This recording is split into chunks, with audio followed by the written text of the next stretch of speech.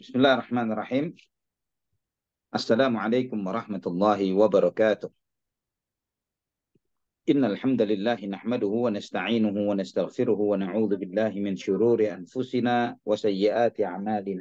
Man yahdihillahu fala mudilla lahu wa man yudlil fala hadiya lahu. Asyhadu an la ilaha illallah wahdahu la syarika lahu wa asyhadu anna Muhammadan abduhu wa rasuluhu la nabiyya ba'da. Allahumma salli wa sallim wa barik ala abdika wa nabiyyika Muhammad wa ala alihi wa sahbihi wa man ihtada bihadihi ila yaumil qiyamah. Qala Allah jalla wa ala, ya ayyuhalladzina amanu taqullaha haqqa tuqatih wa la tamutunna illa wa antum muslimun. Amma ba'd. Ikhwatillah rahimani wa rahimakumullah. Alhamdulillah, segala puja dan puji hanya untuk Allah Subhanahu wa taala Rabbul alamin, Ar-Rahmanur Rahim. Allah Subhanahu wa taala yang memberikan kepada kita nikmat yang sangat besar, yaitu nikmat dinul Islam. Nikmat yang harus tiap saat, tiap hari, tiap waktu kita syukuri. Kita minta kepada Allah Subhanahu wa taala semoga nikmat ini terus ditambah oleh Allah Subhanahu wa taala, dijaga oleh Allah Subhanahu wa taala di tengah banyaknya gelombang fitnah, syahwat, syubhat, godaan-godaan yang memalingkan hati dari selain Allah Subhanahu wa taala, yang setiap detik terus mengancam terhadap diri kita semuanya, setiap detik memalingkan kita dari Allah Subhanahu wa taala, membuat kita sibuk dengan hal-hal yang sifatnya lebih kepada hal-hal yang sifatnya sementara, materi duniawi, dan melupakan dan membuat kita lupa terhadap inti yang terbesar dari hakikat kehidupan dunia, bahwa kehidupan dunia adalah kehidupan yang sementara belaka. Kehidupan dunia adalah pijakan untuk kehidupan akhirat kita. Kehidupan dunia ini adalah sarana untuk kita berbekal kepada kehidupan yang lebih kekal. Dan ikhwafillah rahimani wa rahimakumullah, dengan kita terus diberi hidayah oleh Allah Subhanahu wa taala, dengan kita terus diberi hidayah untuk bisa melihat segala sesuatu dengan hakikatnya, dengan sejatinya, maka insya Allah Allah Subhanahu wa taala terus menjaga agama yang ada di dalam diri kita, iman yang ada di dalam hati kita. Dan ikhwafillah rahimani wa rahimakumullah, pertemuan-pertemuan kita, kajian-kajian kita adalah kajian untuk tujuan kita menjaga, untuk kita lebih mengenal agama yang Allah Subhanahu wa taala anugerahkan kepada kita ini, lebih mengenal Nabi kita Muhammad sallallahu alaihi wasallam, semakin mensyukuri kebenaran, mensyukuri nikmat Islam, dan semakin melihat kenyataan kebenaran agama yang dibawa oleh Allah Subhanahu wa taala. Ikhwafillah rahimani wa rahimakumullah, pembahasan kita masih terkait dengan perang Khaybar. Dan sebagaimana di awal pembahasan terkait dengan perang Khaybar, bahwa Khaybar ini, sebagaimana yang telah di awal kajian kita telah membahas, bahwa Khaybar itu terdiri menjadi dua baris, ya, menjadi dua tahap, dua baris. Yang baris depan berupa 5 benteng, ya, benteng-benteng, ada 5 benteng yang di sisi depan, dan kemudian yang sisi dalamnya ada benteng-benteng, ada 3 benteng, ya. 5 benteng itu benteng Naim, benteng As-Sa'ab bin Mu'adz, benteng Qal'ah Az-Zubair, benteng Ubay, dan benteng An-Nazar. Dan 5 ini sendiri terbagi menjadi 2, yaitu sisi depannya yang paling depan ada 3 yang disebut dengan Naim, Sa'ab bin Mu'adz, dan kemudian Qal'ah Zubair yang itu disebut dengan Natah. Kemudian ada celah di mana di situ ada 2 benteng yang disebut Asy-Syiq, yaitu benteng Ubay dan benteng Nazar. Dan kita telah mengkaji, telah membahas bagaimana kelima benteng itu ditaklukkan oleh kaum muslimin, di mana umat Islam ketika mereka bisa menguasai benteng Az-Zubair, maka benteng Ubay dan Nazar yang lebih lemah daripada benteng-benteng yang sebelumnya begitu mudahnya ditaklukkan oleh kaum muslimin, sehingga tersisa sisi dalam, ya, sisi dalam yang baris yang kedua, ya, yaitu yang dikenal dengan Qutaibah. Di situ ada 3 benteng, yaitu benteng Al-Qamus, Al-Watih, dan Sulalim. Dan ikhwah fillah rahimani wa rahimakumullah, setelah 5 benteng depan itu semua sudah ditaklukkan dan dikalahkan oleh kaum muslimin, maka Nabi SAW pun dengan para sahabatnya melanjutkan untuk mengepung benteng yang tersisa, 3 bentengnya orang-orang Yahudi ini, yaitu Qutaibah, benteng yang disebut dengan Qutaibah, Al-Qamus, Al-Watih, dan As-Sulalim. Dan orang dan Yahudi mereka bertahan dengan luar biasa di benteng-benteng tersebut. Ikhwah fillah rahimani wa rahimakumullah. Para penulis sejarah mereka berselisih terkait dengan apakah ada peperangan yang sangat berarti, ya, apakah peperangan yang di situ berdampak terhadap eh, perlawanan dari orang-orang Yahudi terhadap kaum muslimin, atau cuma terjadi negosiasi saja yang membuat kemudian mereka menyerah. Ya, Ibnu Ishaq menjelaskan di dalam sirahnya sebagaimana disebutkan oleh dalam sirat Ibnu Hisham terkait dengan terjadinya peperangan untuk memperebutkan benteng Al-Qamus, ya, benteng Al-Qamus. Bahkan di situ terlihat sekali bahwa eh, terjadinya peperangan itulah yang hanya terjadinya peperangan itulah dan kemudian menaklukkan orang-orang Yahudi yang ada di sana, maka benteng itu ditaklukkan oleh kaum muslimin. Yang di situ kemudian adanya penawanan-penawanan, ya, tawanan-tawanan perang yang diantaranya adalah Safiyah binti Huyai bin Akhtab radhiyallahu anha yang nantinya menjadi salah seorang istri Nabi Muhammad sallallahu alaihi wasallam.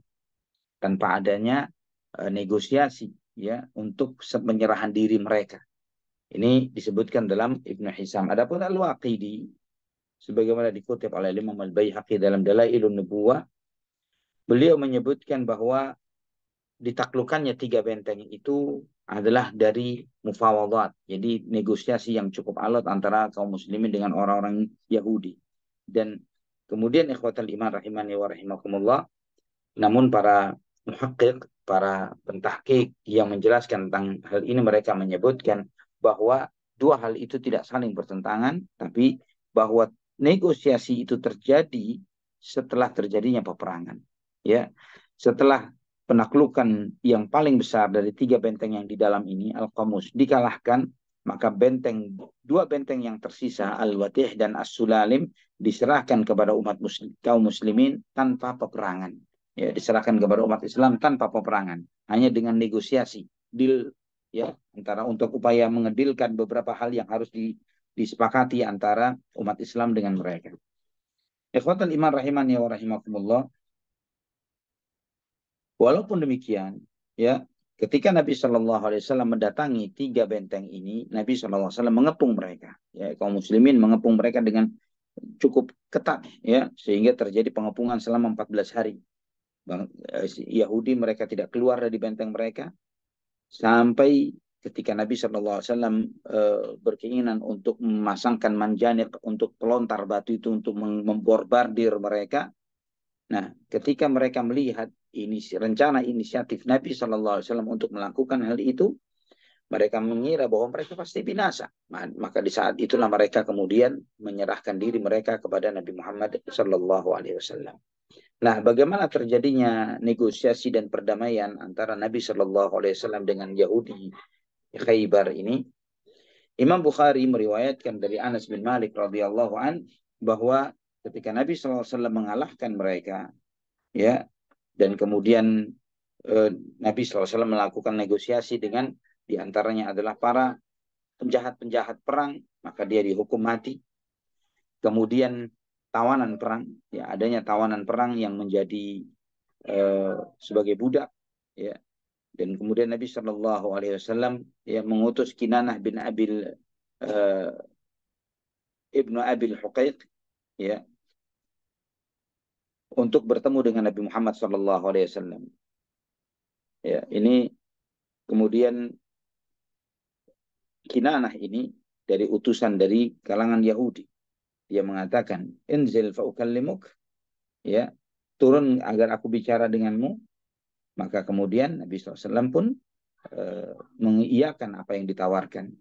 Ibnu Abdul Huqaiq kemudian melakukan beberapa perjanjian damai, ya, antara dia dengan Nabi Muhammad SAW.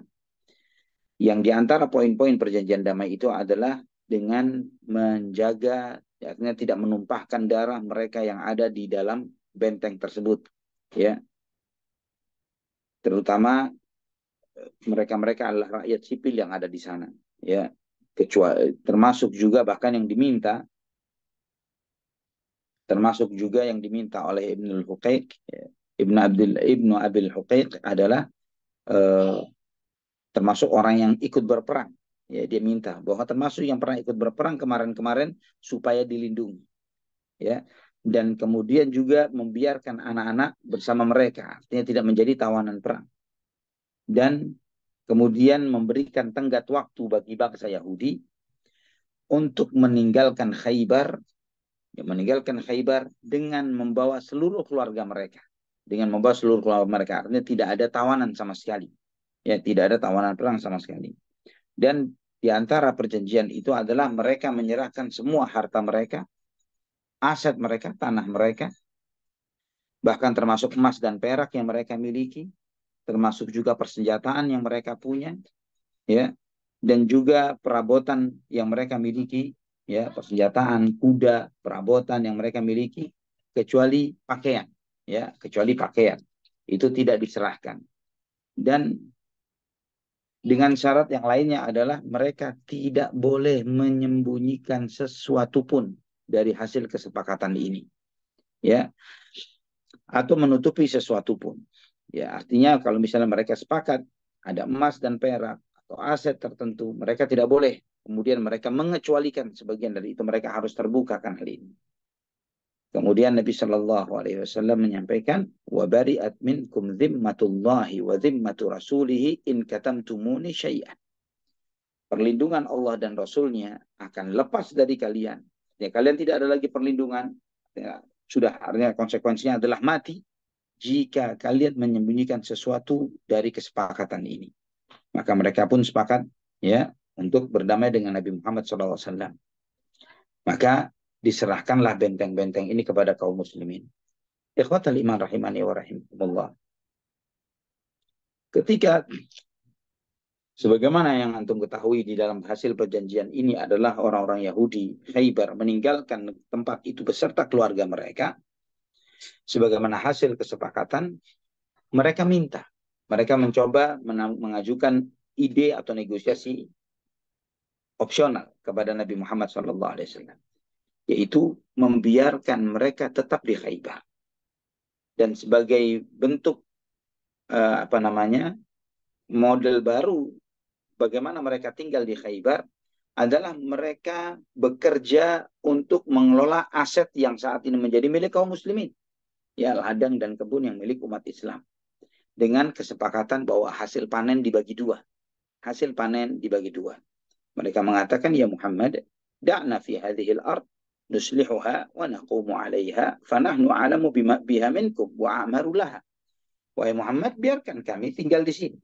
Kita yang merawat, kita yang menjaga, kita yang menjaga perkebunan ini, dan kami lebih mengerti tentang bagaimana mengelola perkebunan ini dan lebih bisa memakmurkannya.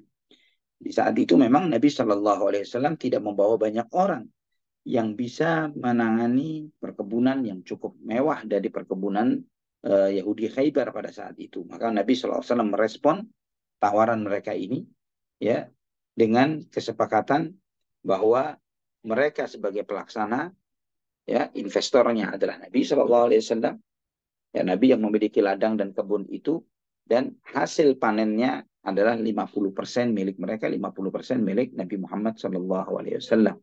Riwayat ini sahih, ya, di dalam Sunan Ibnu Majah, ya, dengan sanad yang sahih. Ini menunjukkan, ikhwafillah, ya, secara konsekuensi, secara hukum duniawi, ya, secara hukum duniawi, apakah boleh bermuamalah dengan Yahudi? Jawabannya Nabi SAW bermuamalah dengan Yahudi, ya, investasi dengan Yahudi. Dan juga di sini wallahu a'lam bishawab, di antara fiqih yang menjadi khilaf di antara sebagian para asatidzah, para duat, para dai terkait dengan investasi dengan Yahudi ini, bahwa Nabi SAW berinvest, artinya bersepakat bekerja sama dengan mereka, dengan bagi hasil 50-50 dengan mereka. Dan Nabi SAW tidak mempertanyakan secara mendetail sumber permodalan mereka. Ya, permodalan mereka sampai mereka memiliki aset-aset tersebut yang kemudian menjadi milik umat Islam. Ya, dan tidak mempertanyakan juga kepada mereka tentang sumber bagaimana permodalan mereka selama pengelolaan kebun ini, ya, Apakah mereka misalnya ini bicara di zaman sekarang hal-hal yang mungkin yang sama-sama kita mungkin bisa lebih mencernanya di dunia pertanian dari sumber bibit misalnya, sumber pupuk misalnya, sumber SDM ya. Ya, permodalan untuk ini semuanya dari mana? Apakah dari sumber hutang ataukah dari sumber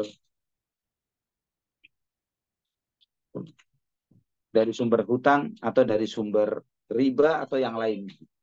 Hasan Hussein, ayo, Abi lagi ngajar nak.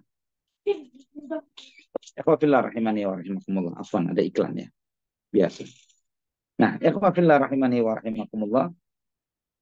Di sini Nabi SAW tidak mempertanyakan dari mana modal kalian. Sedangkan Yahudi, antum tahu Yahudi adalah rajanya riba. Ya, adalah rajanya riba. Mereka hidupnya dari riba. Tapi tidak menghalangi Rasulullah Shallallahu Alaihi Wasallam untuk berinvestasi dengan mereka dan bermuamalah dengan mereka, dan tidak mempertanyakan dengan detail terkait dengan investasi, terkait dengan operasional bisnis yang dijalani oleh orang Yahudi tersebut. Tidak mempertanyakan secara detail akan hal ini.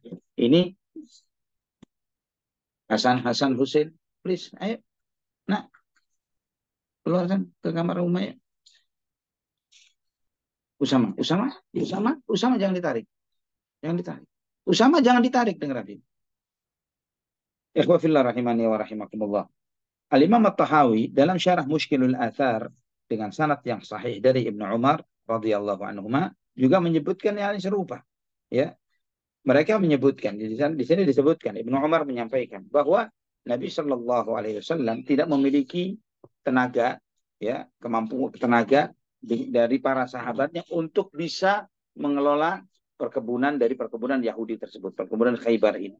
Ya, nah, karena mereka tidak mampu untuk itu, maka Rasulullah Shallallahu Alaihi Wasallam bersepakat dengan Yahudi di dalam investasi ini. Ini disebutkan oleh Imam At-Tahawi dalam syarah Mushkilul Athar. Dan kemudian Nabi Shallallahu Alaihi Wasallam menyampaikan kepada mereka, natrukukum ala dzalika ma syi'na. Ya, artinya kalian bekerja bersama kami, bekerja sama dengan kami selama kesepakatan ini berjalan, ya, sesuai dengan kesepakatan yang kami sepakati, kata Nabi Shallallahu Alaihi Wasallam. Maka mereka pun mengiyakannya, dan Nabi Shallallahu Alaihi Wasallam tetap menempatkan Yahudi Khaybar ini di Khaybar sampai nantinya sesuai dengan amanat Nabi Muhammad Sallallahu Alaihi Wasallam di masa Umar bin Khattab mereka dikeluarkan, ya, di masa kepemimpinan Umar mereka baru dikeluarkan dari Khaybar, ya, menuju dua lokasi yaitu Taima dan Ariha. Ikhwatal iman rahimani wa rahimakumullah.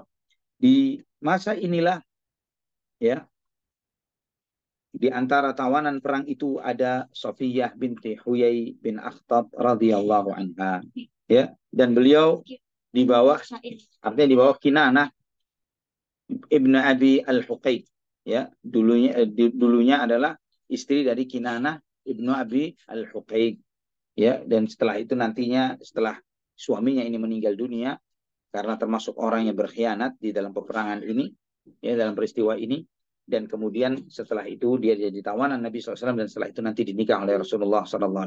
Ya, nanti kisahnya akan kita bahas pada kesempatan yang berikutnya. Ikhwatal iman rahimani wa rahimakumullah.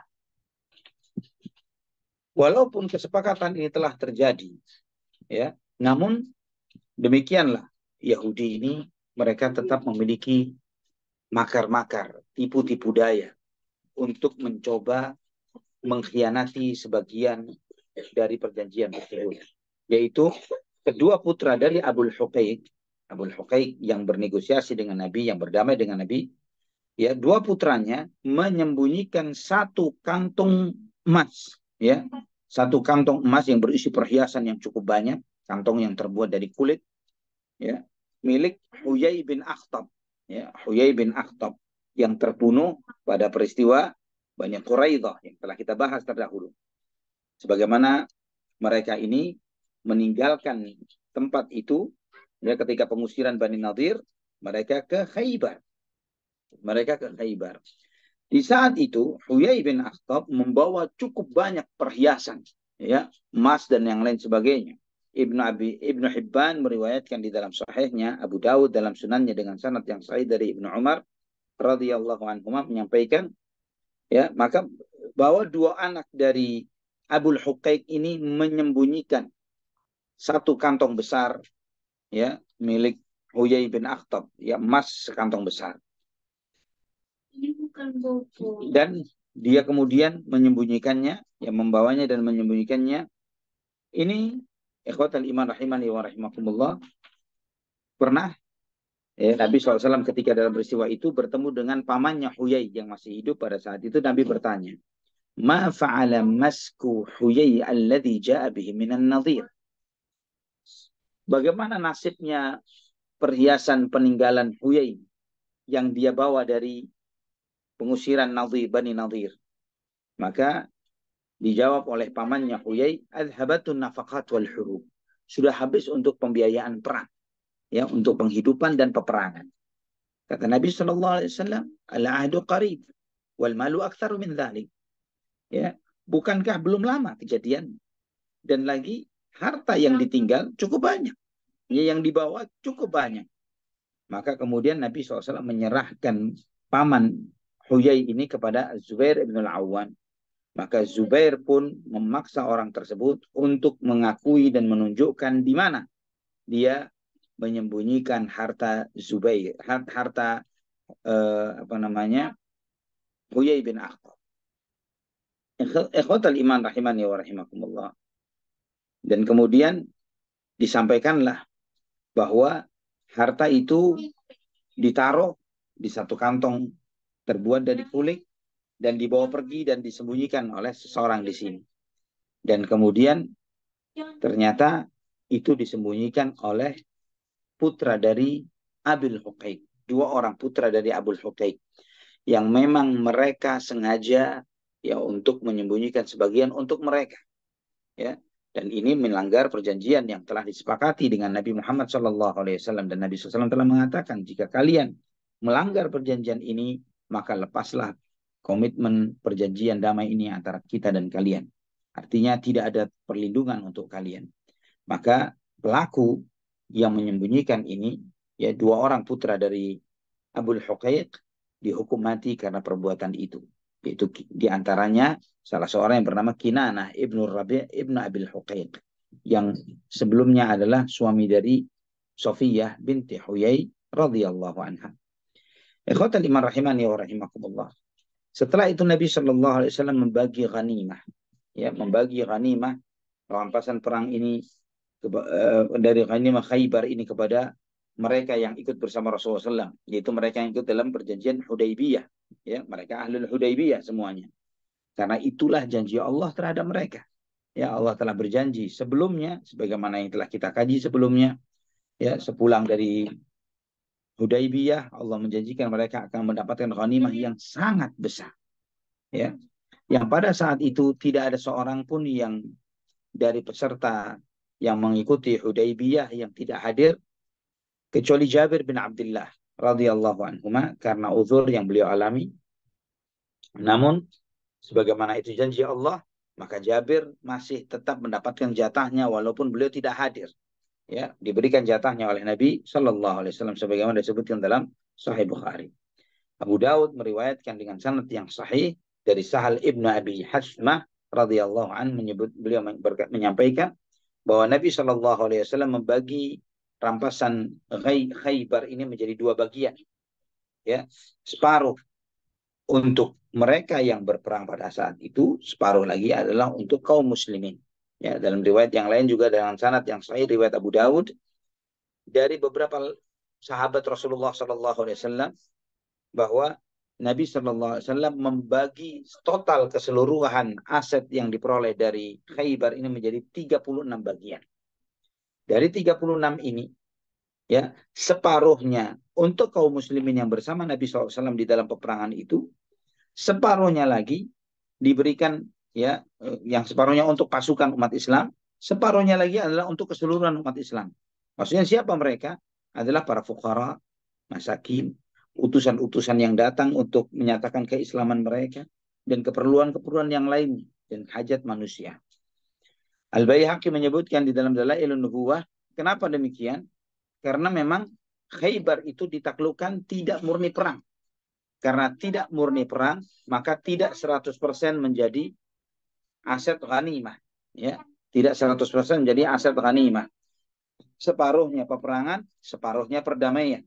Maka yang hasil peperangan, maka yang hasil peperangan dibagi sesuai dengan aturan ghanimah. Adapun yang diperoleh dengan perdamaian, maka itu adalah milik seluruh kaum muslimin. Ikhwatal iman rahimani wa rahimakumullah. Dan Nabi SAW sebagaimana pasukan itu terjadi menjadi dua kelompok. Ya, menjadi dua kelompok. Yang pertama adalah pasukan berkuda dan pasukan pejalan kaki. Adapun pasukan berkuda, mereka mendapatkan dua bagian. Ya, pejalan kaki mendapatkan satu bagian. Sebagaimana disebutkan dalam Sahih Bukhari dari Ibnu Umar radhiyallahu anhuma, qasama Rasulullah sallallahu alaihi wasallam yauma Khaybar lil faras sahmain walil rajili sahma. Bahwa Nabi sallallahu alaihi wasallam membagi untuk penunggang kuda dua bagian dan untuk pejalan kaki satu bagian. Ini yang membuat bahagia para sahabat radhiyallahu anhum, terutama mereka yang memang berangkat dengan mengendarai kuda-kuda mereka fi sabilillah. Ikhwafillah rahimani wa rahimakumullah. Al-Imam An-Nasai meriwayatkan di dalam Sunanul Kubra dengan sanad yang sahihnya dari Abdullah ibn Zubair radhiyallahu anhuma, bahwa Rasulullah SAW memberikan kepada Zubair ibn Al-Awwam 4 bagian. Ya, 4. Ya, bagian untuk Zubair, bagian untuk kerabatnya, ya, untuk kerabat Nabi SAW, di antaranya adalah ibunya Zubair, yaitu Sofiyah binti Abdul Muttalib, ya, dan juga 2 bagian lagi untuk kuda yang dimiliki Zubair yang ikut disertakan di dalam peperangan tersebut. Ikhwatal iman rahimani wa rahimakumullah. Termasuk di dalam hal ini para budak dan wanita yang turut andil di dalam peperangan itu pun diberi bagian dari ghanimah tersebut. Ya, diberikan bagian dari ghanimah tersebut, walaupun tidak ditentukan secara spesifik berapa bagian mereka. Ini memang Nabi SAW memberi begitu saja kepada mereka. Sebagaimana riwayat Abu Dawud, At-Tirmidzi, Imam Ahmad dengan musnad dengan sanad yang sahih dari Umair maula Abil Laham, ya. Ya, Umair ini maula, artinya dia seorang budaknya Abu Laham, menyampaikan bahwa saya ikut hadir perang Khaybar, ya, bersama tuanku. Dan mereka pun menyampaikan tentang kondisiku bersama kepada Rasulullah SAW. Maka aku pun ya ikut hadir di dalam peperangan tersebut, dan disampaikan bahwa ketika selesai peperangan disampaikan bahwa aku seorang budak, maka aku pun juga diberi bagian dari ghanimah atau rampasan perang itu. Juga dengan dalam riwayat yang lainnya, yang Musnad Imam Ahmad dari seorang wanita dari Bani Ghifar, beliau menyebutkan bahwa saya menemui Nabi Shallallahu Alaihi Wasallam bersama beberapa wanita dari Bani Ghifar. Mereka mengatakan, ya Rasulullah, kami ingin keluar bersamamu untuk berjihad, ya, berangkat ke Khaybar untuk mengobati orang-orang yang terluka dan membantu kaum muslimin semampu kita. Kemudian Nabi SAW menyampaikan, ala barakatillah, dengan keberkahan Allah, artinya silahkan. Ikhwatal iman rahimani wa rahimakumullah. Maka kami pun keluar bersama mereka, kata wanita-wanita Bani Ghifar itu. Dan saat itu aku seorang yang baru balik, ya. Dan kemudian ketika Khaybar berhasil ditaklukkan oleh kaum muslimin, Nabi SAW memberikan kepada kami, itu pada para wanita tersebut, bagian dari rampasan perang ini, ya. Dan kemudian wanita ini menceritakan, ya, dia mengatakan bahwa kalau yang saya pakai saat ini adalah hasil pemberian Nabi Muhammad SAW pada peristiwa Khaybar tersebut, dan aku tidak akan melepasnya selama-lamanya. Itu yang dia sebutkan dalam Musnad Imam Ahmad dan yang lainnya. Ikhwafillah rahimani wa rahimakumullah. Nah, ini diantara titik balik kaum muslimin, terutama muhajirin, mereka memilih diantara titik balik yang membuat umat Islam memiliki kekayaan yang cukup, ya, terutama para muhajirin. Maka sepulangnya mereka ke kota Madinah, para sahabat muhajirin mengembalikan semua pemberian yang diberikan oleh sahabat Ansar kepada mereka. Ya, sebagaimana antum tahu, ketika muhajirin pertama kali hijrah ke Madinah, Sahabat Ansar menyambut mereka dengan sangat baik. Bahkan di antara kebaikan yang mereka lakukan adalah mereka mau berbagi aset-aset mereka. Ya, separuh saya, separuh kamu, separuh hasilnya milikku, separuh hasilnya milikmu. Itu mereka lakukan. Ya, mereka melakukan itu terhadap tanah, aset kebun mereka, bangunan mereka. Mereka melakukan itu semuanya. Buah hasil panen, mereka melakukan itu semuanya. Ya, tiap tahun hasil panen itu mereka bagi dua terhadap saudara-saudara mereka dari kalangan muhajirin. Nah, selesai peristiwa Khaybar, sepulang ke kota Madinah, para muhajirin yang mereka mendapatkan bagian dari sahabat Ansar yang sebelumnya mendapatkan bagian itu, mereka semuanya mengembalikan aset yang mereka terima kepada sahabat-sahabat mereka, pemilik asli dari aset itu sebelumnya. Ini sebagaimana dalam Sahih Bukhari dan Sahih Muslim. Ikhwatal iman rahimani wa rahimakumullah. Ini mengajarkan kepada kita banyak sekali hikmah bahwa sebagian antum ya bisa memberikan manfaat kepada sebagian saudara antum yang lainnya, walaupun pemberian itu sifatnya bukanlah sesuatu yang bersifat permanen. Ya, pemberian yang tidak bersifat permanen. Ana masih ingat ketika dahulu orang tua Ana masih ada, ya, paman Ana itu mereka sering menceritakan kepada Ana bagaimana beberapa rumah yang dimiliki oleh tetangga-tetangga Ana waktu itu adalah milik satu orang, ya. Namun ditempati oleh keluarga si fulan, keluarga si fulan, keluarga si fulan, keluarga si fulan. Disampaikan bahwa rumah si ini adalah milik tetangga sebelah, rumah ini juga milik tetangga sebelah, rumah itu milik tetangga sebelah. Itu disampaikan begitu oleh Ayan. Anak tanya apakah diberi hadiah kepada mereka? Dijawab tidak. Tapi karena aset itu adalah memang milik Allah, milik orang yang Allah berikan kelebihan kepada mereka, maka aset itu dipersilahkan dipakai sampai ownernya meninggal dunia. Begitu. Jadi pemberiannya dibatasi sampai sebegitu. Dan Ana sendiri, alhamdulillah, ikut mengelola salah satu pesantren di Sukabumi, di salah satu pesantren Sukabumi, Ar-Raya, Sekolah Tinggi Ilmu Bahasa Arab Ar-Raya. Di sana beberapa muhsinin pun melakukan hal yang serupa. Ya, dia memberikan beberapa aset, bahkan diantaranya juga berupa misalnya aset yang produktif ya, seperti pom bensin atau yang semisalnya.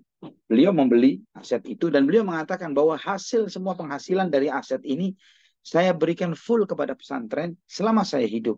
Kalau saya sudah wafat nanti menjadi ahli hak, ahli waris. Itu mereka melakukan itu. Dan ini adalah suatu hal yang luar biasa yang bisa dilakukan jika setiap keluarga, ya, terutama mereka-mereka yang diberi kelebihan rezeki oleh Allah Subhanahu wa taala, memperhatikan keluarganya sendiri saja. Kalau misalnya memperhatikan yang jauh-jauh terlalu jauh gitu ya, saya mau menghayal untuk fulan yang terlalu jauh. Antum memperhatikan saudara, keponakan, sepupu, ya, dan yang semisalnya. Melihat kepada mereka-mereka yang kekurangan dan antum diberi rezeki kelebihan oleh Allah Subhanahu wa taala, tanya kepada mereka apa yang antum bisa sharing kepada mereka. Bisa jadi antum berikan manfaat separuh penghasilan atau sebagian dari penghasilan perusahaan atau usaha yang antum miliki untuk kemaslahatan mereka sampai mereka eksis. Ya, ini saya support kamu sampai kamu eksis. Ya, ketika antum 100% income itu adalah cukup besar, ya, cukup berlebihan, cukup mencukupi dan lebih untuk itu, kenapa antum tidak mau berbagi? Nah, ini ikhwafillah rahimani wa rahimakumullah juga mengajarkan kepada kita bagaimana para sahabat muhajirin, mereka bukanlah orang-orang yang materialis. Mereka bukanlah berjihad, berdakwah, mereka hidup ini mencari materi duniawi. Buktinya adalah ketika mereka mendapatkan aset ini, mereka tidak, ini dengan ditambah dengan aset yang sebelumnya, seperti asumsi sebagian kita ketika melihat dunia, ya, ketika dia sudah mendapatkan hal yang luar biasa, yang besar, yang mencukupi dirinya, terkadang uang zakat dan sedekah pun yang biasa rutin dia terima masih mau dia terima, ya. Misalnya dia rutin terima uang zakat dan qadar Allah subhanallah dia mendapatkan rezeki kemudahan dari Allah subhanahu wa ta'ala, ya, mendapatkan rezeki kemudahan dari Allah SWT untuk bisa berusaha, untuk mengelola bisnis, sehingga dia naik stratanya, bukan lagi sebagai penerima mustahik menerima zakat, tiba-tiba setelah dia sudah naik sebagai orang yang bisa memberi zakat bahkan, namun karena sebagian masih menganggap dia sebagai mustahik zakat, orang yang berhak menerima zakat, dia masih menerima uang-uang itu dari mereka, ya, menerima, dijadikan sebagai tambahan, Ini tambahan profit. Menurut dia Allah seperti itu. Itu bukan tambahan profit. Ya, antum harus ingat ikhwafillah rahimani wa rahimakumullah, bahwa dunia ini adalah sesuatu yang zail, sesuatu yang bakal kita tinggalkan. Maka cukuplah kita dengan apa yang membuat hidup kita cukup. Ya, lebihnya untuk apa Allah memberikan kelebihan sebagian kita terhadap sebagian yang lainnya? Adalah agar untuk kita bisa beramal, untuk bisa mensupport mereka, untuk menutupi kekurangan-kekurangan mereka. Maka antum melihat betapa banyak permasalahan sosial yang begitu dengan gampang dan mudahnya diselesaikan oleh Nabi Muhammad SAW. Dari kasus refugee, ya, kasus pengungsi yang begitu mendadak tiba-tiba banyak datang ke kota Madinah, diselesaikan dengan mudah, dengan ta'ahi, dengan mempersaudarakan satu dengan yang lainnya. Maka clear masalah itu, selesai masalah itu dengan mempersaudarakan. Dan kemudian bagaimana kaum muslimin yang mereka dididik oleh Nabi SAW, dan mereka dididik itu dengan bukanlah menjadi manusia-manusia yang materialis. Maka mereka merasakan saya sudah diberi kecukupan oleh Allah Subhanahu wa taala dengan apa yang mereka peroleh, ya, dari ghanimah ini. Maka apalagi manfaatnya mereka harus mempertahankan aset yang pada hakikatnya adalah bukan milik mereka. Walaupun itu sudah dihadiahkan, tapi mereka sadar ini milik saudara mereka sesama muslim. Maka mereka mengembalikan aset-aset itu kepada pemilik aslinya, karena mereka sudah merasa diberi kecukupan oleh Allah Subhanahu wa taala. Ya, disitulah setelah peristiwa Khaybar, umat Islam mendapatkan kekayaan yang cukup luar biasa. Sebagaimana dalam Sahih Bukhari, Abdullah bin Umar radhiyallahu anhu mengatakan, beliau menyampaikan, "Ma syabi'na hatta fatahna Khaybar." Bahwa sebelum penaklukan Khaybar, kami tidak pernah merasa kenyang.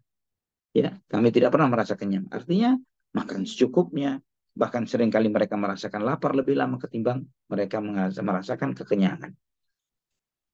Merasakan kenyang. Dalam Sahih Bukhari dari Ummul Mukminin Aisyah radhiyallahu anha, beliau pun mengatakan, "Lamma futihat Khaybar, qulna al-an nashba'u min at-tamr." Ya, ketika Khaybar ditaklukkan, di saat itulah kaum muslimin mengatakan, saat inilah kita bisa kenyang dengan kurma. Ya, sebelumnya mereka sangat sederhana. Ya, karena kebun kurma di zaman Nabi SAW tidak seperti kebun kurma di zaman kita sekarang, ya. Dan yang antum sebut sebagai kurma Madinah, ya, yang antum beli dari kurma Madinah, sebagian besarnya sudah tidak lagi ditanam di kota Madinah, ya. Namun karena distrik Madinah itu semakin meluas, ya, maka banyak daerah-daerah yang mungkin jaraknya sudah 50 km dari Masjid Nabawi dikatakan sebagai kota Madinah. Sama, jangan kakinya dong. Ikhwafillah rahimani wa rahimakumullah. Juga ini menunjukkan sebagaimana kata Al-Hafidz ikhwatal iman, bahwa karena banyaknya kebun kurma, ya, dan juga luar biasanya kebun kurma Khaybar ini menunjukkan bagaimana umat Islam mereka kemudian berbalik menjadi sangat berkecukupan dengan itu semuanya. Itu menunjukkan bahwa sebelumnya mereka sangat miskin. Ikhwatal iman rahimani wa rahimakumullah. Kemudian di dalam peristiwa ini jugalah, ya, penetapan Nabi Shallallahu Alaihi Wasallam sebagaimana dalam Sahih Muslim dari Fudalah bin Ubaid Al-Ansari radhiyallahu an, bahwa ketika peristiwa Khaybar ini ada seorang membawa kalung. Ya, kalung itu terdiri atas dan terbuat dari emas, dan kemudian terbuat juga ada batu-batu yang lain, ya, selain emas. Sama Hasan, coba keluar ya, keluar nih, keluar. Nah, ikhwatal iman rahimani wa rahimakumullah. Kemudian ghanimah itu mau dijual.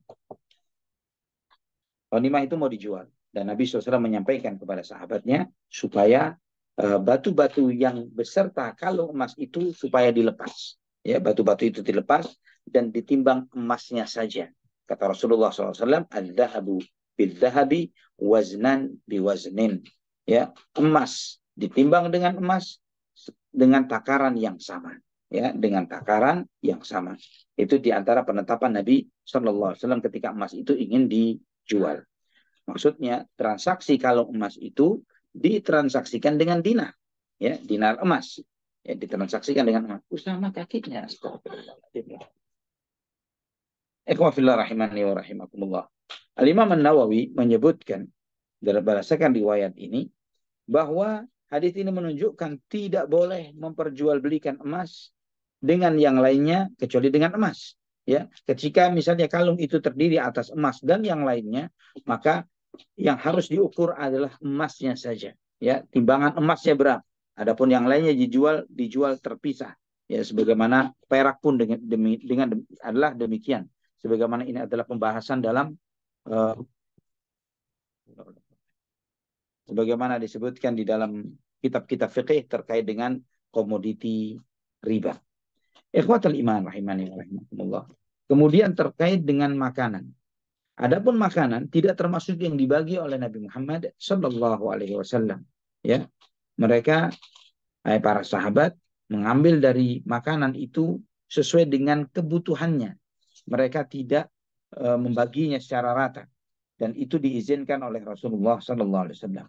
Sebagaimana Abu Daud meriwayatkan di dalam sunannya dengan sanad yang kuat dari Abdullah bin Ibn Abi Aufa radhiyallahu an, ya, ketika ditanya, apakah kalian mengambil humus atau membagi makanan di zaman Nabi SAW termasuk bagian dari ghanimah yang dibagi,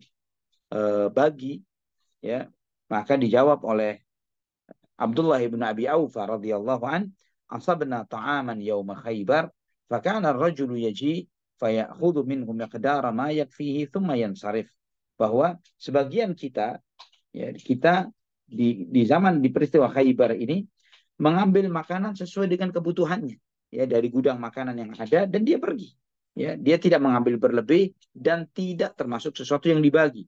Maka Al-Qadhi Iyad menyebutkan para ulama sepakat bolehnya memakan makanan dari hasil peperangan yang dirampas dari musuh, ya, selama umat Islam itu di negeri mereka, ya, di negeri musuh tersebut, boleh mereka memakan darinya sesuai dengan kebutuhannya, dan boleh mereka mengambil itu, ya, dengan izin imam atau izin khalifah atau pemimpin atau tanpa izin dari mereka sendiri.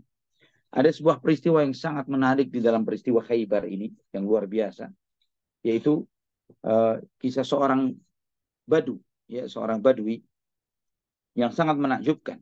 Sebagaimana disebut oleh Al-Hakim dan An-Nasai dengan sanad yang sahih dari Syaddad ibn al-Had. Ya, ada seorang badui yang beriman kepada Nabi Muhammad sallallahu alaihi wasallam. Dan kemudian badui itu mengatakan, ya Rasulullah, izinkan aku untuk hijrah bersamamu. Maka Nabi sallallahu alaihi wasallam pun berpesan kepada sebagian sahabatnya untuk bersama badui ini, mengajarinya, membimbingnya, mengarahkannya, ya, untuk memeluk Islam dengan baik. Nah, ketika peristiwa Khaybar ini, si badui ini ikut serta di dalam peperangan tersebut. Dan karena ghanimahnya cukup besar, maka Nabi SAW pun memberikan jatah si badui ini tadi untuknya, ya, diberikan kepadanya.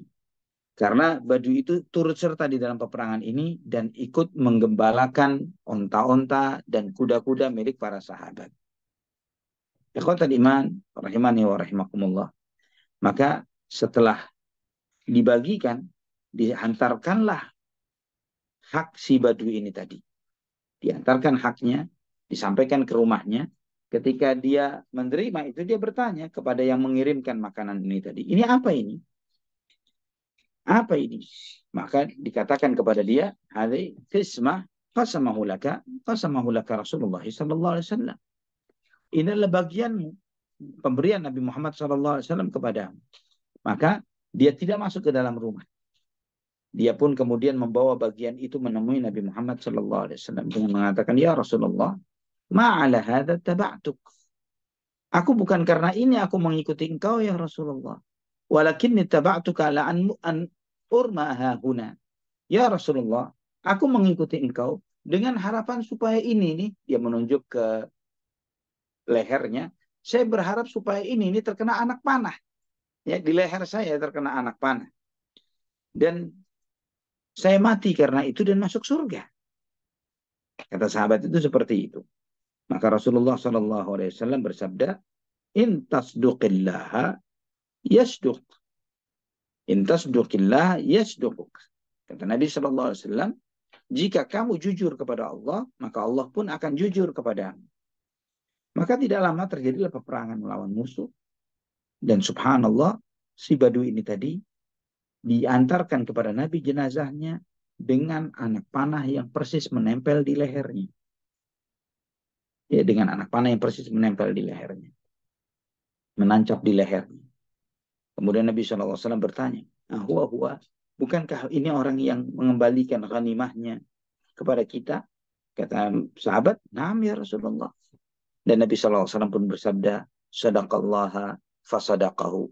Dia jujur kepada Allah dan Allah pun jujur kepadanya. Ya, dia jujur kepada Allah, Allah pun jujur kepadanya. Maka Nabi SAW mengkafaninya. Dan kemudian Nabi SAW mengimami sholat untuk menyolati jenazahnya.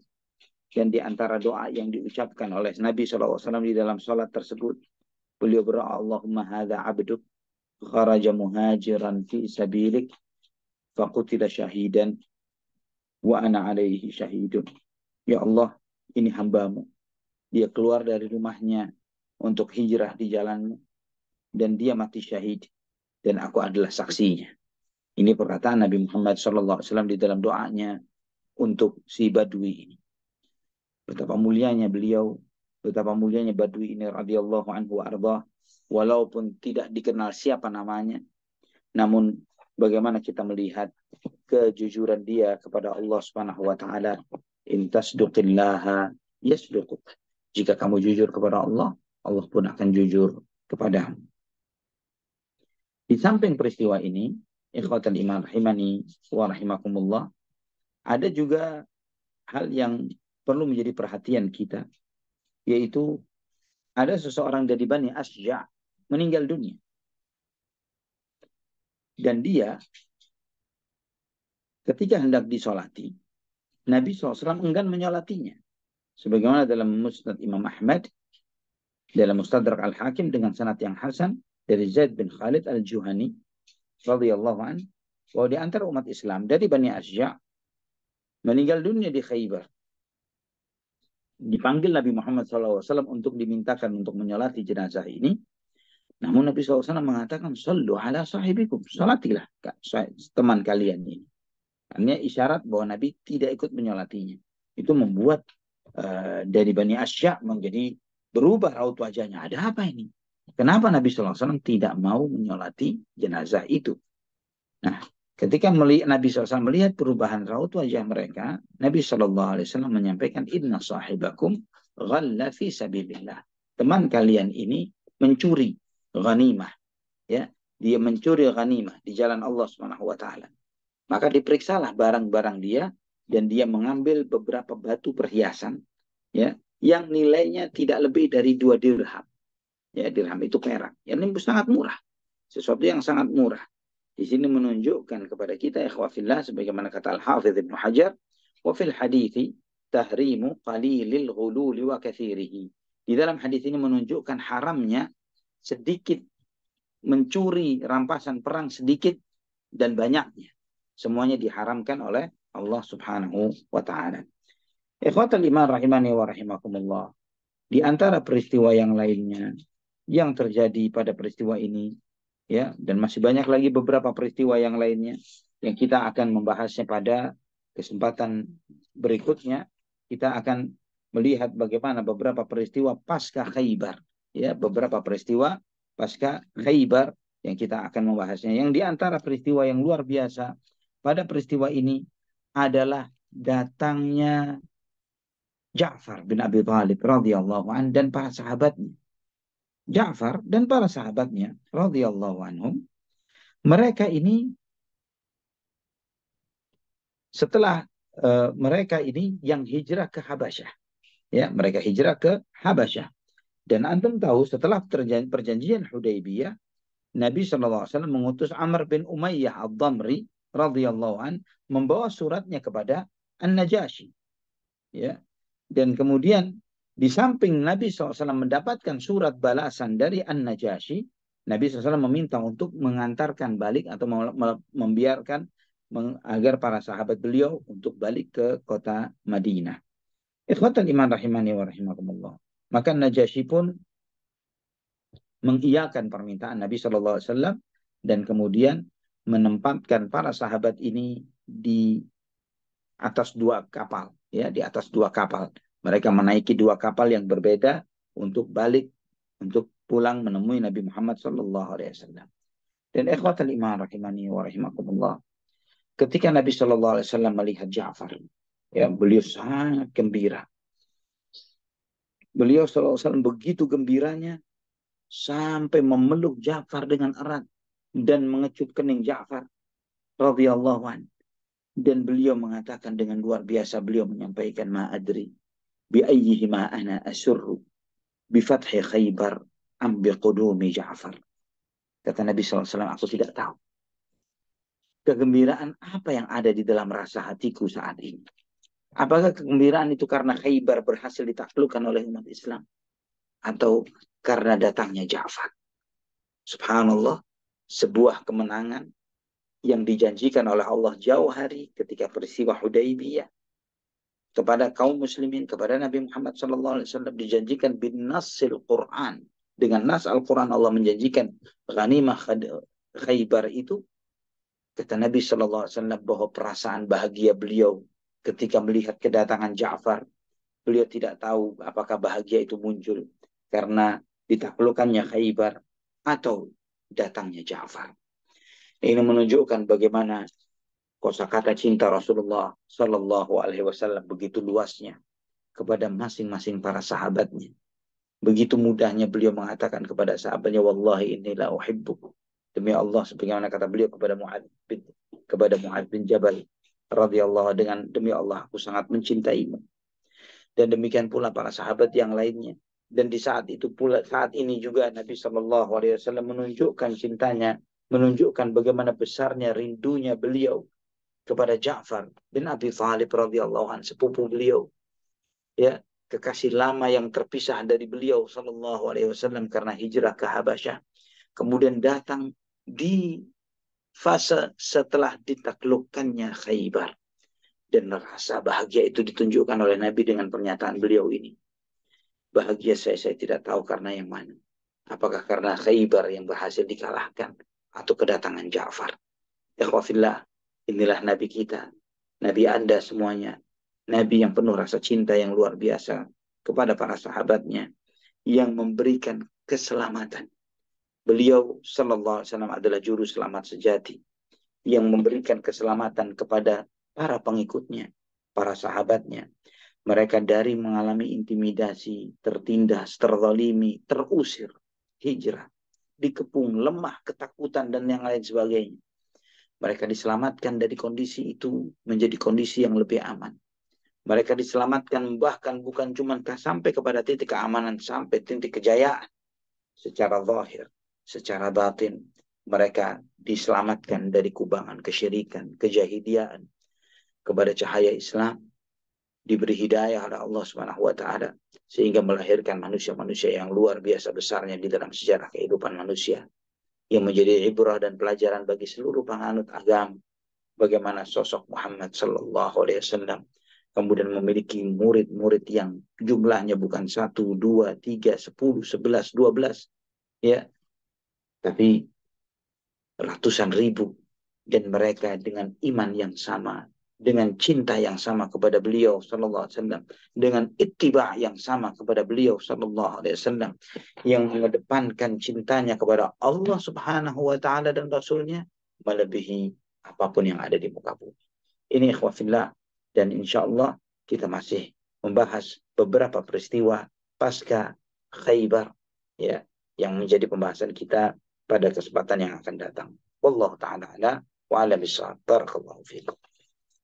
Alhamdulillah, barakallahu fiik. Alhamdulillah, syukuran jazakallahu khairan Ustazuna yang telah menyambungkan kembali di topik pembahasan tentang Ghazwah Khaibar di bagian ketiga ini. Masya Allah, syukuran jazakallahu khairan. Barakallahu fiik. Dan mas sekalian rahimani rahimakumullah, tiba saatnya kita memasuki sesi 2, sesi tanya jawab. Bagi jamaah yang ingin bertanya, kami persilahkan pertanyaannya dapat disampaikan melalui chat box di Zoom meeting ini, maupun juga melalui raise hand, agar jamaah dapat berinteraksi langsung, bertanya langsung dengan Ustazuna Ali Hasan Bawazir Hafizahullah Ta'ala. Baik, kami persilahkan jamaah yang ingin bertanya, baik di jamaah YouTube maupun juga di jamaah Zoom ini. Kami persilahkan dulu untuk Amr, silahkan. Ya, jazakumullahu khairan Kang Zai. Alhamdulillah, jazakumullahu khairan Ustadz atas materinya Baik. hari ini. Yang jadi pertanyaan Ustadz dan sekaligus mohon nasihatnya. Assalamualaikum warahmatullahi wabarakatuh. Mendengar kisah yang Ustadz ceritakan tentang bagaimana ketika kaum Ansor menerima kaum Muhajirin dan memberikan segala harta bendanya kepada mereka dengan penuh keikhlasan. Kemudian ketika kaum Muhajirin yang bersama-sama berperang melawan di dalam perang Khaybar ini, kemudian mendapat ghanimah dan mereka ingin mengembalikan apa-apa yang pernah diberikan oleh para saudaranya. Nah, Ustadz melihat fenomena yang sangat luar biasa. Sedangkan saat ini rasanya banyak orang-orang, mungkin bahkan saya sendiri ada di dalamnya, ingin memperbanyak harta, kemudian kalau udah punya harta, pinginnya disimpan untuk kesejahteraan keluarga, tetapi seringkali tidak terfikirkan untuk membantu kaum muslimin dengan jumlah yang besar seperti itu. Kami mengeluarkan infak atau sedekah atau menolong, tetapi biasanya dikeluarkan dengan jumlah yang selalu kami menghitung-hitungnya dan untuk mendahulukan keluarga, anak, Nah, dan masa depan. Bagaimana ya Ustadz bisa mempunyai rasa atau sikap seperti yang sahabat lakukan? Mohon Masya nasihatnya, Allah. jazakumullahu khairan. Barakallahu fikum. Naam. Wa jazakillahi khair. Masya Allah. Ana teringat dengan sebuah risalah yang ditulis oleh Syekh Sakib Arsalan rahimahullah. Beliau menulis risalahnya limadza ta'akhkhara al-muslimuna wa limadza taqaddama ghairuhum. Kenapa umat Islam mundur dan kenapa yang lain maju? Beliau menulis di awal abad 19. Kalau tidak salah beliau menulis buku itu di tahun 1930-an. Bahkan sebelum kemerdekaan negara Zionis. Ya, sebelum kemerdekaan negara Zionis. Masih proses perseteruan, pertempuran, peperangan itu terjadi antara kaum muslimin dengan Zionis. Di saat itu beliau menyampaikan hal yang luar biasa bagaimana pengorbanan Barat, terutama ya, musuh Islam pada saat itu, Amerika, Inggris, ya, di dalam perjuangan mereka untuk menaklukkan agar Palestina itu bisa diserahkan kepada bangsa Yahudi, mereka melakukan pengorbanan yang luar biasa, baik berupa materi maupun berupa pasukan, ya, materi dan tentara. Mereka melakukan pengorbanan yang dahsyat untuk itu semuanya. Yang ini tidak sebanding. Beliau menyampaikan bagaimana tidak sebandingnya dengan pengorbanan dan donasi yang dikumpulkan di negeri-negeri kaum muslimin pada saat itu. Ini beliau mencerita pada saat itu dan kita pun melihat yang sama. Ya, saat ini pun belum ada perubahan yang signifikan dari sikap umat Islam secara menyeluruh. Ketika kita misalnya di negeri ini lagi sibuk urusan paslon 01, 02, 03, ya, urusan pemilu dan lain sebagainya. Di saat yang sama kita tahu bahwa Yahud sedang menyerbu Rafah, ya, melebarkan ekspansi penyerangannya terhadap saudara-saudara kita umat Islam yang ada di Palestina. Dan kemudian juga belum lagi luka yang masih menganga yang belum terobati dari saudara-saudara kita yang sedang di Gaza, yang ada di Gaza. Kemudian Idlib, Suria, kemudian dan subhanallah, ya, begitu banyak. Ikhwatal iman rahimani wa rahimakumullah. Dan kita masih sibuk dengan kantong kita yang tidak pernah penuh. Ya, kita masih sibuk dengan internal diri kita yang penuh dengan merasa kekurangan. Padahal telah diberi kecukupan oleh Allah Subhanahu wa Ta'ala. Bagaimana supaya kita memiliki perasaan ukhuwah yang seperti yang ada pada diri para sahabat? Antum membaca di dalam kajian sirah ini bagaimana Nabi kita Muhammad SAW mendidik mereka dengan iman. Menanamkan iman yang sangat kokoh kepada mereka, terutama iman kepada Allah dan iman kepada hari akhir. Karena iman itulah yang meringankan beban-beban berat yang menghambat seseorang untuk beramal karena Allah Subhanahu wa Ta'ala. Beban berat yang membuat dia selalu memperhitungkan materi yang dikumpulkannya. Beban berat yang membuat dia selalu mempertanyakan, kalau nanti saya membelanjakan sejumlah uang sekian, nanti bagaimana nasib anak saya, cucu saya, cicit saya, menantu saya, dan lain sebagainya. Ya, ini semuanya adalah karena lemahnya iman kepada Allah dan lemahnya tawakal kepada Allah, berdampak terhadap lemahnya tawakal kepada Allah dan lemahnya iman kepada hari akhir. Bahwa Allah akan membalas setiap kebaikan dengan kebaikan. Itu iman yang seperti itu di hati kita sangatlah lemah dan tipis. Maka apa yang harus dilakukan? Ya kita harus kembali sebagaimana didikan dan ajaran Nabi kita Muhammad SAW. Mengembalikan kekuatan Islam dan iman kita. Menguatkan keimanan kita kepada Allah. Menguatkan iman kita kepada hari akhir. Kemudian menunjukkan itu di dalam praktik keseharian kita. Di antaranya yang paling mendasar bahwa seorang mukmin tidak mungkin dia menjadi orang yang bakhil. Bagaimana seorang mukmin kemudian di saat yang bersamaan dia menjadi orang yang bakhil dan kikir. Sedangkan dia percaya Allah akan membalas setiap rupiah yang dia nafkahkan di jalan Allah. Ikhwafillah rahimani wa rahimakumullah. Ketika antum telah diberi kelebihan makan. Antum makan dalam sehari berapa kali? Paling banyak 3 kali. 4 kali mungkin. Ya, ketika tidak menjaga kesehatan 5 kali dan itu sangat dampaknya sangat buruk bagi dirinya. Lebihnya untuk siapa? Kelebihan makanan yang seringkali kita buang misalnya. Kelebihan belanja dari sayuran dan lain sebagainya. Kemudian sebagian besarnya karena membusuk di kulkas kita. Kemudian kita buang ke sampah. Kenapa tidak berpikir untuk terus berbagi dan berbagi? Ya, dari hal-hal yang sederhana. Terkadang sebagian kita bahkan masih bakhil dan kikir, sering memperhitungkan bahkan terhadap ART-nya. Dia meminta kepada ART-nya untuk masak yang berbeda dengan apa yang dia makan. Ya, dia membedakan itu.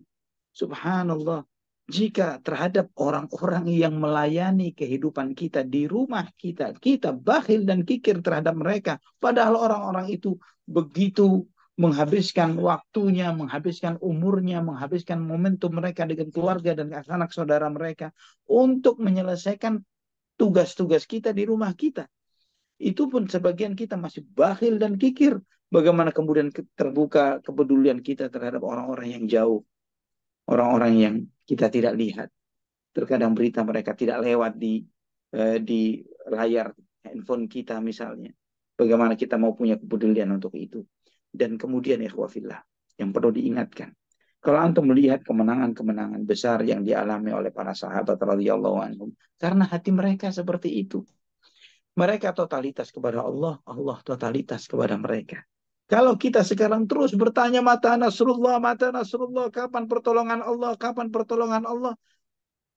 Ya akhi, kalau misalnya pertolongan Allah itu bisa diraih hanya dengan doa belaka, tanpa ada pengorbanan, tanpa ada effort, tanpa ada perjuangan. Para sahabat, mereka jauh lebih pandai berdoa ketimbang kita. Nabi kita Muhammad SAW lebih mustajab doanya kemana-mana dibandingkan kita. Namun itu pun Nabi kita Muhammad SAW dan para sahabatnya penuh dengan perjuangan dan pengorbanan. Tidak sedikit harta yang mereka habiskan. Tidak sedikit nyawa terbang melayang. Itu semuanya karena Allah SWT. Karena mereka totalitas, Allah pun totalitas kepada mereka. Wallahu a'lam bishawab. Barakallahu fikum. Masya Allah, jazakumullah khairan Ustadz. Ustadz, pertanyaan kedua. Assalamualaikum warahmatullahi wabarakatuh. Ustadz, mohon nasihatnya bila ada pasangan suami istri yang sudah cukup tua, yang mereka tinggal berdua sekarang, dan suaminya terkena sakit, yang setelah sakit ini harus ada terapi, jadi tinggal di rumah terapi tersebut. Dan suster-suster di sana pastinya perempuan, Ustadz. Untuk hal ini artinya suami ditinggal di tempat terapi dan istri pulang pergi. Dan di sana ada perawat-perawat perempuan yang menangani atau merawat suami dari keseluruhan, Ustadz. Dari mulai memandikan atau membersihkan dan seterusnya. Dan istri tidak bisa 24 jam di sana. Bagaimana nasihat Ustadz agar bisa tertangani masalah ini yang sesuai dengan syariat? Jazakumullahu khairan. atas nasihat Oh, Ustaz. jazakallah. Nah, barakallahu fiik. Pada kesempatan sebelumnya pun kita telah membahas bagaimana para sahabiyah radhiyallahu anhunna di dalam beberapa perang peperangan seperti ketika kita membahas peristiwa perang Uhud, ya, para sahabiyah, sahabat-sahabat wanita, mereka menangani para mujahidin yang terluka, ya, yang terluka dan mengobati luka mereka. Dan kita pun telah membahas sedikit terkait dengan fikihnya bahwa hal itu dibolehkan karena kondisi darurat yang memang sangat dibutuhkan, ya, termasuk dalam konteks ini untuk pengobatan, ya. Kalau memang jika mengharuskan perawat-perawat itu adalah para wanita dan kemudian karena pasiennya adalah seorang laki-laki yang tua, sakit, dan artinya beliau sudah uzur begitu, ya, maka banyak uzur yang diberikan dalam syariat terhadap yang seperti itu. Selama beliau ya tidak termakan oleh fitnah ya terhadap hal itu, maka hal itu dibolehkan secara syariat. Bahwa hal itu dibolehkan karena itu kondisi sakit, kondisi darurat yang membuat dia dibolehkan untuk dirawat oleh pasien-pasien lawan jenis tersebut karena kondisinya. Wallahu a'lam bishawab. Ya Ustaz, jazakumullahu khairan. Pertanyaan selanjutnya Ustaz. Nah, Assalamualaikum warahmatullahi wabarakatuh. Ustadz, mohon Waalaikumsalam. nasihatnya, bila kita melewati bulan-bulan haram, kemudian banyak anjuran atau ajakan untuk bersedekah dan kita bersemangat. Tetapi ketika bulan haram berlalu, misalnya seperti bulan Sya'ban ini, ada terbersit dalam hati, ya sudah nanti saja sedekahnya ketika bulan Ramadan. Apakah ini pertanda yang jelek Ustadz? Atau mohon nasihatnya? Jazakumullahu Nah, khairan. barakallahu fiik. Baik. Sebetulnya pemikiran yang seperti itu adalah pemikiran yang salah. Sebagaimana nasihat Nabi Shallallahu Alaihi Wasallam yang beliau menyampaikan, kun fid dunya ka'annaka gharibun aw abiru sabil. Jadilah kamu di dunia seperti orang asing atau seperti musafir. Yang diantara pesan dari nasihat itu adalah sebagaimana dipahami oleh Ibnu Umar radhiyallahu anhuma, beliau mengatakan, idza asbahta fala tantadhiril masa wa idza amsayta fala tantadhiris sabah wa khudh min si'atika li maradik wa min hayatika li mautik. Jika kamu di pagi hari, jangan nunggu sore. Jika kamu di sore hari, jangan nunggu pagi. Manfaatkan masa sehatmu sebelum datang sakitmu. Manfaatkanlah masa hidupmu sebelum datang kematian. Di situ menunjukkan bahwa kita hidup di hari sekarang di mana kita hidup. Besok bukan di tangan kita, masih di tangan Allah. Belum tentu kita memiliki hari esok. Belum tentu kita memiliki hari esok. Maka ya ikhwah fillah, apa jaminannya antum akan hidup untuk sampai bulan Ramadan? Ya, itu tidak ada jaminan. Kenapa kebaikan itu harus ditunda, sedangkan masalah itu tidak bisa ditunda? Masalah saudara-saudara kita yang ada di Gaza, masalah saudara-saudara kita yang ada di Idlib, masalah saudara-saudara kita yang di negeri kita sendiri, masalah kerabat dan saudara kita yang mungkin dia tidak bisa bayar sekolah anaknya, tidak bisa bayar rumah sakit keluarganya, tidak bisa memberi makan keluarganya, ya, dan banyak lagi hal yang lainnya, tidak mendapatkan lapangan pekerjaan yang mencukupi keluarganya untuk penghidupan kesehariannya. Itu begitu banyak masalah-masalah itu. Dan kita masih memikirkan waktu tertentu untuk membantu mereka. Hanya di waktu itu saja. Sedangkan mereka hidup sepanjang waktu. Ya, ikhwafillah rahimani wa rahimakumullah. Kebaikan itu kita lakukan di mana kesempatan itu terbuka untuk kita. Dan jangan pernah menunda. Wallahu a'lam bishawab. Masya Allah. Jazakumullahu khairan Ustadz. Ini pertanyaan terakhir masih boleh Ustadz? Ahlan wa sahlan. Fadli. Ya. Assalamualaikum warahmatullahi wabarakatuh. Ustadz, Waalaikumsalam. apabila ada seseorang yang bersafar, memang di sini bersafarnya ada sebuah pekerjaan Ustadz, Ya. dan kemudian dia akan tanda kutip jalan-jalan juga di samping tugasnya. Dan kita tahu bahwa ini kaitannya dengan wanita Ustadz, wanita bersafar sendirian sebenarnya tidak boleh. Nah, apakah kalau kita membantu kelancaran dia safar atau jalan-jalan di tempat safarnya, kita termasuk saling tolong-menolong dalam kemaksiatan atau kemungkaran? Mohon nasihatnya, jazakumullahu khairan Ustaz. Wa jazakillahi khairan.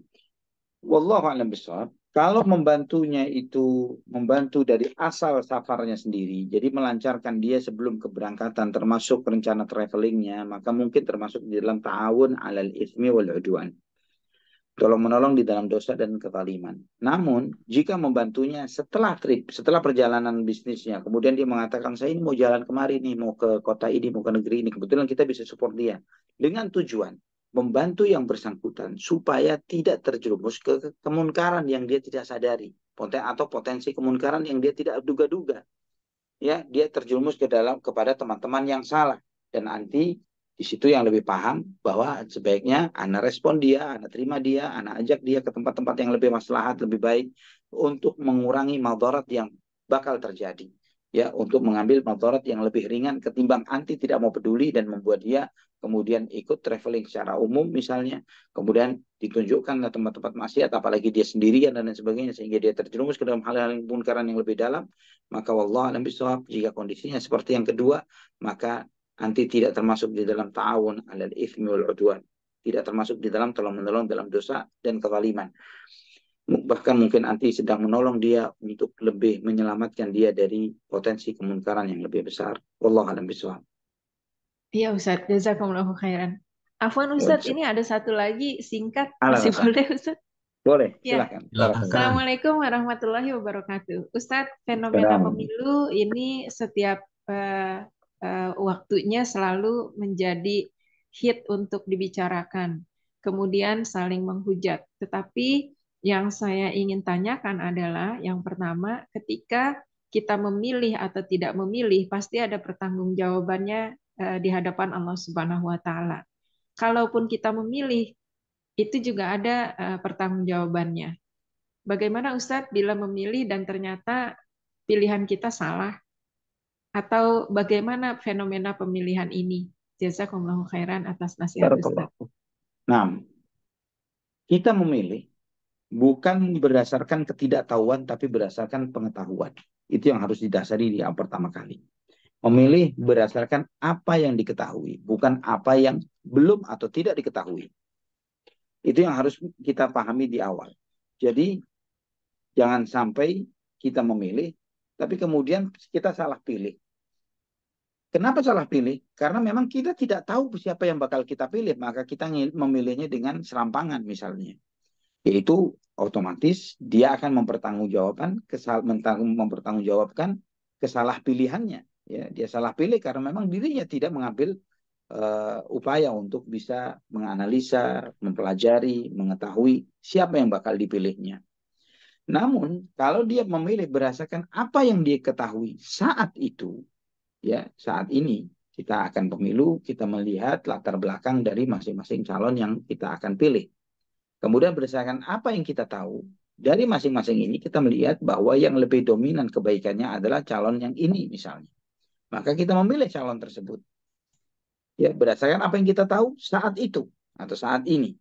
Maka sudah selesailah pertanggungjawaban kita di hadapan Allah Subhanahu wa taala jika di kemudian hari sosok yang kita pilih tersebut ternyata rubah haluan, banting setir, berubah sikap. Itu sudah tidak menjadi pertanggungjawaban kita. Karena kita telah melakukan segala sesuatunya kemarin dengan benar. Ya. Terus kemudian juga pilihan untuk tidak memilih misalnya. Termasuk juga pasti akan menjadi sebuah bagian dari pertanggungjawaban yang terkadang wallahu a'lam bishawab. Hal ini selalu diperdebatkan ketika menjelang pemilu seperti ini antara pro kontranya memilih atau tidak, memilih siapa dan seterusnya. Ikhwafillah rahimani wa rahimakumullah. Sebagaimana disampaikan oleh Imam Ibnu Qayyim rahimahullah di dalam I'lamul Muwaqqi'in dan yang lainnya juga para ulama yang lainnya menyebutkan bahwa seorang alim tidak dikatakan alim kecuali setelah dia bisa membedakan dari dua hal yang baik, mana yang lebih baik dari dua hal yang baik tersebut. Demikian pula dengan dia bisa membedakan dan mengetahui dari dua hal buruk, mana yang lebih baik dari dua hal buruk ini. Ya, mana yang buruknya lebih ringan dan mana yang buruknya lebih baik. Kalau misalnya berdasarkan akumulasi dalil-dalil yang ada, misalnya disampaikan, diputuskan bahwa tidak memilih adalah yang lebih kuat pendapatnya. Misalnya seperti itu. Tidak memilih, lebih kuat pendapatnya dengan akumulasi dalil yang berhasil mereka kumpulkan dan tunjukkan. Ini satu. Kemudian yang kedua, dari sisi kemaslahatan. Maslahat atau madarat dari memilih atau tidak. Mana yang lebih besar maslahat dan madaratnya dari sisi hal ini? Ikhwafillah rahimani wa rahimakumullah. Orang-orang yang tidak memilih, dia mengatakan lebih ringan beban tanggung jawabnya, lebih ringan amanatnya di hadapan Allah. Saya tidak mempertanggungjawabkan akibat ketidakmemilihan saya ini, karena tidak memilih, golput, begitu ya. Namun dia tidak menyadari kegolputan dia itu menjadi peluang bagi mereka-mereka yang memilih, terutama dari kubu yang kontra terhadap Islam, untuk meramaikan suara yang membuat mereka meramaikan kepemimpinan dan meramaikan legislatif, ya, legislatif di sini DPR, ya, dan yang lainnya, DPR dan DPRD, yang akibatnya adalah antum tahu bahwa setiap perundang-undangan dibuat dan diatur di Dewan Perwakilan Rakyat, yang disitulah diputuskan apakah pendidikan Islam itu harus diberlakukan seperti apa dan bagaimana, undang-undang berpakaian LGBT disahkan atau tidak, dan banyak lagi miras, produk-produk halal haram, semuanya itu diputuskan di DPR, bukan di masjid dan musola, ya, bukan di majelis-majelis seperti MUI dan yang semisalnya.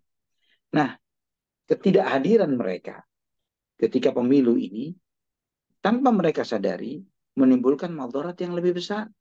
Menimbulkan madarat yang membuat sikap skeptis mereka tidak mau hadir di pemilihan ini, memberikan peluang bahwa parlemen, pemerintahan diduduki oleh orang-orang yang tidak layak, ya, sebagai pertimbangan sebagai seorang muslim, yang kurang kapasitas, yang kurang capable dalam hal bahwa dia bisa menyuarakan suara kaum muslimin. Karena ketidakpedulian ini membuat yang lainnya yang liberal, membuat yang lainnya yang anti-Islam bahkan duduk di sana, membuat perundang-undangan, membuat peraturan, membuat aturan ketetapan-ketetapan yang di kemudian hari menyesakkan hati umat Islam secara menyeluruh. Dan di sini ketika dia berpeluang untuk bisa merubah itu dengan coblosan jarinya, dan kemudian dia menarik diri untuk tidak melakukan itu, dia turut andil di dalam bertanggung jawab. Bertanggung jawab, kenapa dia tidak turut andil di dalam memilih? Maka dia memilih untuk tidak memilih. Ternyata hal itu tidak selalu memberikan maslahat. Wallahu a'lam bishawab. Barakallahu fikum. Ya Ustadz, Masya Allah, jazakumullahu khairan, wa fikum barakallah. Pertanyaannya selesai. Nah, Masya Allah. Jazakallah khairan Ummu Amr atas pertanyaannya, khususnya pertanyaan terakhir tadi. Karena di lingkungan kerja Ana juga banyak yang mempertanyakan akan hal itu, dan Masya Allah terima kasih Ustadz atas barakallahu penjelasannya, fikum. Insya Allah menenangkan kami Insya Allah untuk memilih Bismillah dengan ikhtiar, dengan segala informasi yang ada, mencari yang terbaik. Kalaulah dalam Nah, sebuah buah itu ada yang busuk, maka carilah potongan buah yang masih fresh begitu ya. Karena tidak ada Allah yang ibarik sempurna fikum. mungkin barangkali Allah gitu. ibarik fikum. Masya Allah. Baik, Masya Allah, ini eh, pertanyaannya sudah diborong oleh jamaah di Amerika dan Kanada melalui Ummu Amr, dan sampai saat ini tidak ada pertanyaan melalui chatbox. Mungkin kiranya kepada Ustadz memberikan apa namanya closing statement untuk pertemuan kajian pada malam hari ini. Silakan Ustadz.